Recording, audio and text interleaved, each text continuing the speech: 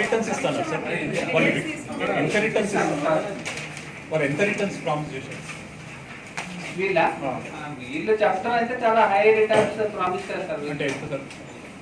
వీళ్ళు 6 months లో double అవుతాయని చెప్తారు. వీళ్ళు అంతా సినిమాలు ఇన్వెస్ట్ చేస్తాం మనకి విపరీతమైన ప్రాఫిట్ వస్తుంది చెప్తారు.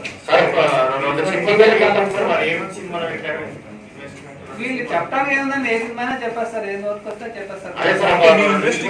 అంటే మీ ఇన్వెస్టిగేషన్ లో వాళ్ళు నిజంగా డబ్బులు సినిమాలో పెట్టినట్లుందా లేకపోతే ఓన్లీ ఫేక్ గా వాళ్ళని బిలీవ్ చేసి? వీళ్ళు డిస్ట్రిబ్యూటర్స్ అంతవరకు ఇనిషియల్ గా కొన్ని సినిమాస్ ఫిల్మ్ చేశారు సార్. కొన్ని డిస్ట్రిబ్యూషన్స్ అయితే చేశారు. ఫిల్మ్ డిస్ట్రిబ్యూషన్ అయితే కొంతవరకు చేశారు. అంటే ప్రొడ్యూసర్ కి డబ్బులు ఇచ్చినట్లు ఉందా సార్? ఇప్పుడు వీళ్ళు చెప్పిన క్లెయిమ్ ఏంటంటే ఇన్వెస్టిగేట్ చేయాలి వాళ్ళు, because they are so many victims in this, they still investigating.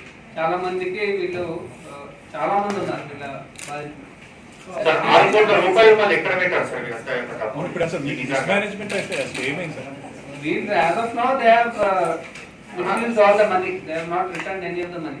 అసలు డబ్బు ఏం చేశారు అంటే వాట్ డిడ్ దే డు? అంటే ఆ 6 crores అంటే సొంత ఖర్చులు వాడుకున్నారా లేకపోతే as of now it is unaccounted.